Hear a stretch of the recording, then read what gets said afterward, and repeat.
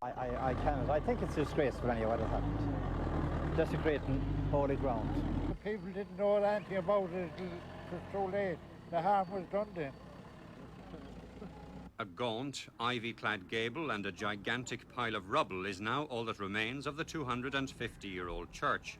The demolition took less than 2 hours. The Church of Ireland authorities had given permission to a local GP to remove the cut stone. But when Dr. Tim Regan, who lives in the neighbouring village of Cong, arrived to knock down the church, he ran into a storm of protest. Local people at first tried to stop the work, but then resorted to taking a series of photographs of the destruction of the building.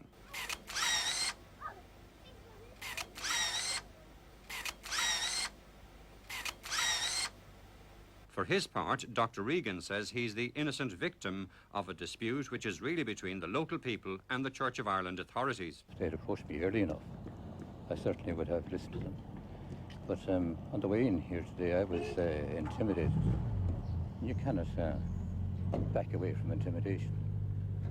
You couldn't look at yourself in the mirror the next day if you felt that you'd backed away just because somebody threatened you. Conservation-conscious villagers are particularly annoyed because they had hoped to turn the old church into a South Mayo heritage centre.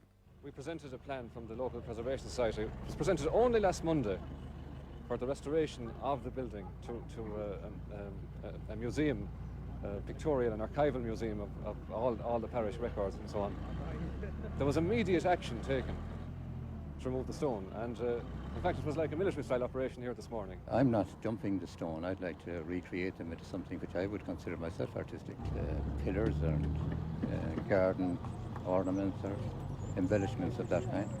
This is a beautiful building, beautiful stonework, and now it's a heap of rubble. It's unbelievable that anyone could possibly just move in with a big digger and just tear down a beautiful work of art.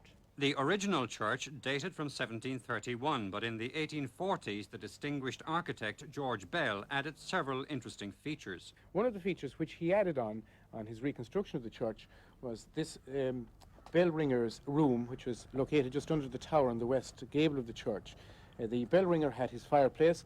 He also had the rope from the bell which came through the roof of the hut, and he could sit there, ring the bell, wait for the service, and ring it again just before the service.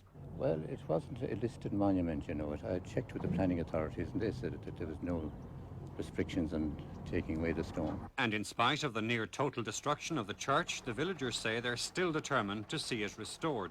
If it means putting it back stone by stone, well then that's what it takes, that's what we will do. At this stage we have started a fight, we don't intend to give up.